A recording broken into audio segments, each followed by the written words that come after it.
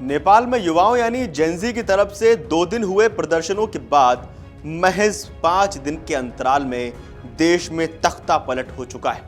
नेपाल में अब स्थायी सरकार की जगह एक अंतरिम सरकार ने ले ली है, जिसकी कमान नेपाल की पूर्व मुख्य न्यायाधीश सुशीला कार्की संभालेंगी। शुक्रवार यानी 13 सितंबर को उन्होंने नेपाल के अंतरिम प्रधानमंत्री के तौर पर शपथ ले ली। आपको बता दें कि नेपाल में 4 सितंबर को सोशल मीडिया बैन के बाद से ही आंदोलनों की नींव पड़ चुकी थी। 8 सितंबर आते आते आंदोलनकारियों ने सोशल मीडिया पर प्रतिबंध के साथ साथ सरकार को भ्रष्टाचार के मुद्दे पर भी घेरा और जबरदस्त प्रदर्शन किए। इस आंदोलन में युवाओं और पुलिसकर्मियों के बीच झड़प भी हुई और 50 से ज्यादा लोगों की जान भी चली गई, ऐसा रिपोर्ट्स में दावा किया गया। इसके बाद तत्कालीन प्रधानमंत्री को इस्तीफा देना पड़ा था। बताया जाता है कि आंदोलनकारियों के बीच गुस्सा सिर्फ सोशल मीडिया प्लेटफॉर्म पर प्रतिबंध सरकार के भ्रष्टाचार को लेकर ही नहीं था, बल्कि इस आंदोलन में जिसने आग में घी डालने का काम किया वो थी नेपो किड्स की आलीशान जिंदगी। एक तरफ जहां नेपाल गरीबी, बेरोजगारी, महंगाई की मार झेल रहा है, तो वहीं नेताओं के बच्चे विदेशों में आलीशान जीवन जी रहे हैं। नेपाल के युवाओं ने सोशल मीडिया पर पॉलिटिशियंस, नेपो बेबी नेपाल और नेपो बेबीज जैसे हैशटैग चलाकर ये बताया कि कैसे नेपाल के राजनेताओं के बच्चे उनके टैक्स के पैसों को अपना आलीशान जीवन जीने में लगा रहे हैं। इनके बच्चे विदेशों में घूम रहे हैं, महंगे बैग, लग्जरी गाड़ियां, महंगी घड़ी खरीद रहे हैं। सोशल मीडिया पर ट्रेंड क्यों था नेपो बेबीज, चलिए समझते हैं। नेपोटिज्म का अर्थ होता है भाई भतीजावाद वाली प्रथा, जिसमें मशहूर हस्तियों के बच्चों को उनके पारिवारिक संबंधों के कारण आसानी से अवसर मिल जाते हैं। नेपाल में नेपो बेबीज शब्द से नेताओं के परिवार का विरोध किया जा रहा है, जो आम लोगों के पैसों को अपनी विलासितापूर्ण जीवन शैली जीने में लगा रहे हैं। सोशल मीडिया पर ऐसे कई पोस्ट शेयर किए गए हैं जिसमें कई राजनेताओं के बच्चों को आलीशान जीवन जीते हुए दिखाया गया। पूर्व प्रधानमंत्री शेर बहादुर देउवा की बहू शिवाना श्रेष्ठ का वीडियो पोस्ट किया गया। रिपोर्ट के मुताबिक उन्होंने अपने सोशल मीडिया पर आलीशान घर और फैशन से जुड़े फोटो वीडियो पोस्ट किए थे।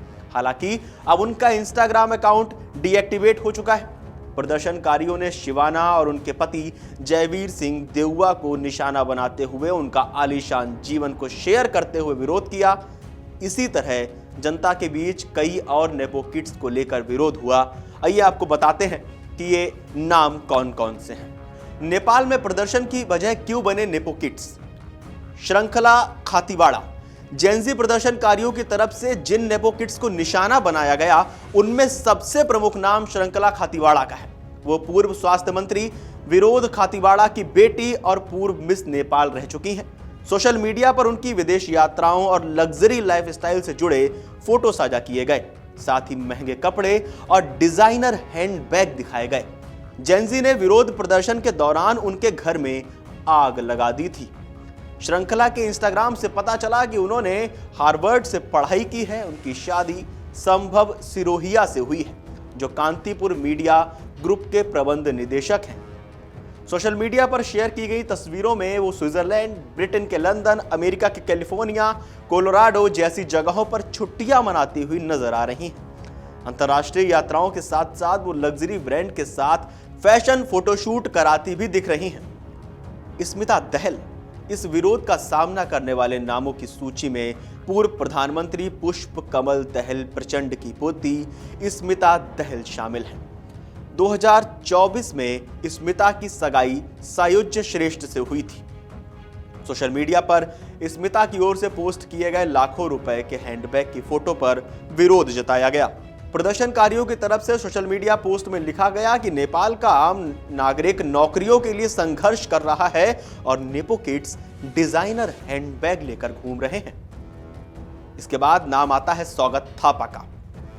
सोशल मीडिया पर कानून मंत्री बिंदु कुमार थापा के बेटे सौगत थापा भी खूब ट्रोल हुए हैं। उनके विलासितापूर्ण जीवन की तस्वीरें भी सोशल मीडिया पर साझा की जा रही हैं।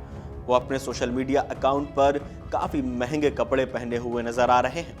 आंदोलनकारियों का यह भी आरोप है कि आम जनता गरीबी में मर रही है और ये नेपो बच्चे, नेपो किड्स लाखों के कपड़े पहन रहे हैं। उन्होंने अपने सोशल मीडिया पर विदेशी यात्राओं, महंगे होटलों में खाने, महंगे ब्रांड की घड़ियां, ब्रांडेड कपड़ों, जूतों के साथ साथ तस्वीरें भी शेयर की हैं। सौगत थापा ने जिन घड़ियों के साथ तस्वीर साझा की हैं, उसकी कीमत 3 से 4 लाख भारतीय रुपए तक की है। जयवीर सिंह देउआ, पूर्व प्रधानमंत्री शेर बहादुर देउआ के बेटे जयवीर सिंह देउआ भी लगातार इस विरोध का सामना कर रहे हैं। उनकी पत्नी शिवाना ने सोशल मीडिया पर आलीशान घर और फैशन से जुड़े फोटो और वीडियो साझा किए थे। इसके कारण जयवीर सिंह देउआ का भी लगातार विरोध हो रहा है। 2021 में वो पिता के नेतृत्व वाली नेपाली कांग्रेस पार्टी में शामिल हुए थे। वो ब्रिटिश विश्वविद्यालय से राजनीति विज्ञान में स्नातक हैं। 2022 में आरोप लगे थे कि जयवीर की कंपनी को मुनाफा पहुंचाने के लिए नेपाल सरकार ने सैनिटरी पैड के आयात पर सीमा शुल्क में छूट दे दी है। अपने परिवार की वजह से आसानी से राजनीति में प्रवेश पाने के कारण भी वे लगातार विरोध का सामना करते रहे हैं। वो नाम जिन्हें नेपोकिड्स होने के कारण सत्ता मिली है, उनकी भी बात करते हैं, उनका भी जिक्र करते हैं। आरोप है कि लग्जरी लाइफस्टाइल के इतर भी कुछ नाम ऐसे हैं जिन्हें नेपोकिड्स होने के कारण नेपाल की सत्ता में आने का मौका तक मिल गया।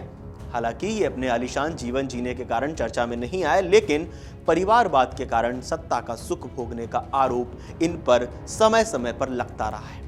पहला नाम है मानुषीयामी भट्टाराई। इनका नाम बहुत ज्यादा चर्चा में नहीं है क्योंकि ये आलीशान जीवन जीती हुई दिखाई नहीं देती हैं। राजनीतिक रूप से सक्रिय मानुषी पूर्व प्रधानमंत्री बाबूराम भट्टाराई की बेटी हैं। उन्होंने अपने परिवार के नक्शे कदम पर चलते हुए राजनीति में कदम रखा। महेश दहाल, इन्हें माओवादी नेता प्रचंड पुष्पकमल दहल के करीबी रिश्तेदार बताया जाता है। सरकार ने ऑस्ट्रेलिया में नेपाली राजदूत बनाया था। 2021 में इन्हें ऑस्ट्रेलिया से वापस बुला लिया गया था। अगला नाम सामने आता है नारद भारद्वाज का। इन्हें कतर का राजदूत बनाकर भेजा गया था। नारद को केपी शर्मा ओली के भरोसे का आदमी माना जाता था। अंजन शक्य, केपी ओली की रिश्तेदार अंजन शक्य को नेशनल असेंबली सदस्य बनाने की सिफारिश की गई और राष्ट्रपति ने उनकी नियुक्ति भी कर दी। इस पूरी खबर पर, इन सभी नामों पर, नेपाल में हुए तख्ता पलट पर, जेंजी प्रोटेस्ट पर, नेपाल के लोगों के आंदोलन पर आपको क्या कहना है, आपको क्या लगता है, हमें कमेंट करके जरूर बताएं। और देश और दुनिया की तमाम बड़ी खबरें जानने के लिए देखते रहिए अमर उजाला।